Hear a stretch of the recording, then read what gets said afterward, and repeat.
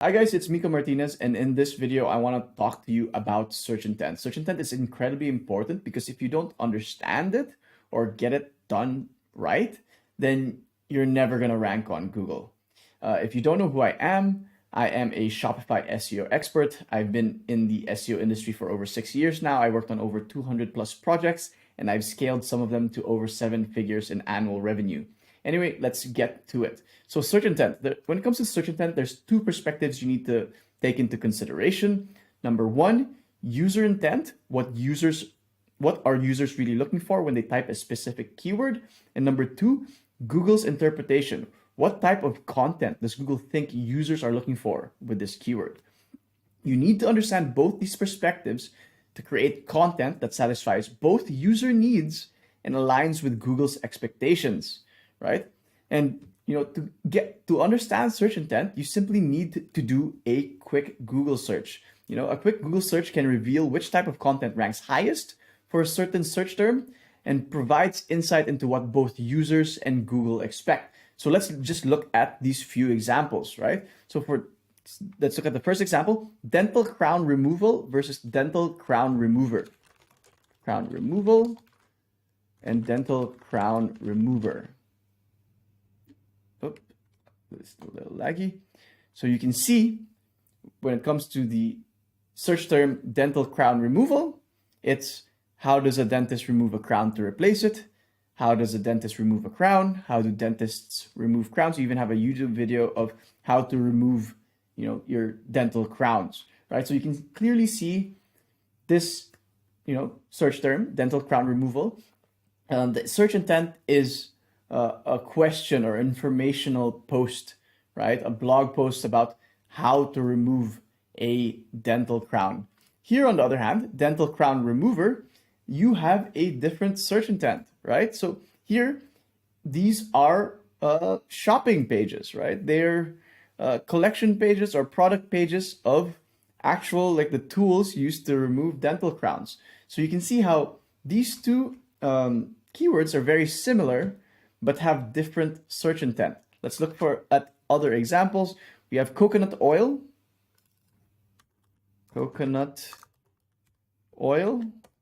versus coconut essential oil, right? Again, very similar search terms, but with vastly different,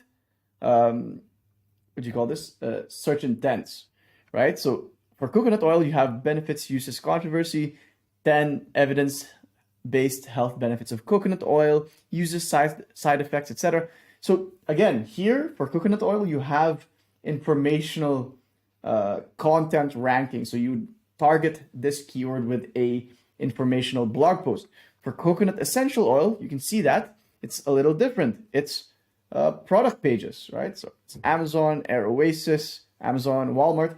So to target this search term, you need to create a shopping page or a product page to target this keyword. And the last example, best coffee maker, which is, I think, the most common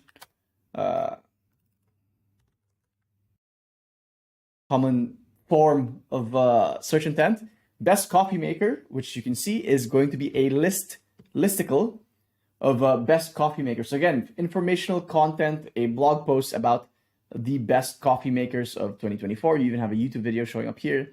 But for coffee maker, for the search term coffee maker, you have, again, it's shopping pages, it's collection pages, it's product category pages, it's product pages of coffee makers. So you can see how, a small difference in the variation of the search term, like one word difference, or even here for dental crown removal versus dental crown remover, just 2 letters difference can make can offer you 2 different search intents, right? So, you can see how these keywords I showed you are all very identical, but they have very different search intents. And to rank for these keywords, you need to create pages that match the search intent of the keyword you're targeting. And to find that search intent, you simply need to do a quick Google search, right? And if you're creating a page that doesn't match the current search intent you see on the search engine results page, you won't rank. The chances of you ranking are very, very slim. So again, when you're creating your content, you want to always double check the search intent. Okay. And like, yeah, so sometimes you can get mixed results on the search engine results page. Sometimes you can see both product pages, shopping pages, and informational pages. And when it comes down to deciding what intent to go with, again, go back to the core understanding of what the two perspectives you need to understand. What are users actually looking for when they type a specific keyword? And what type of content does Google think users are looking for with this keyword? In the end, if you have a good understanding of that, then there's no doubt that you can match the search intent with what piece of content you need to be creating for that search intent. Okay, I hope this was helpful. This was a really quick one. If you have any questions, leave a comment below, a comment or a reply below. And yeah, that's it for now. If you want us to handle your SEO, I recommend you book a call with us. If you book a call with us, there's no obligation to work with us. At the very least, you end up with a free SEO consultation and an SEO action plan that you can implement on your own. So yeah, that's it for now. Thanks for listening. Have a good one.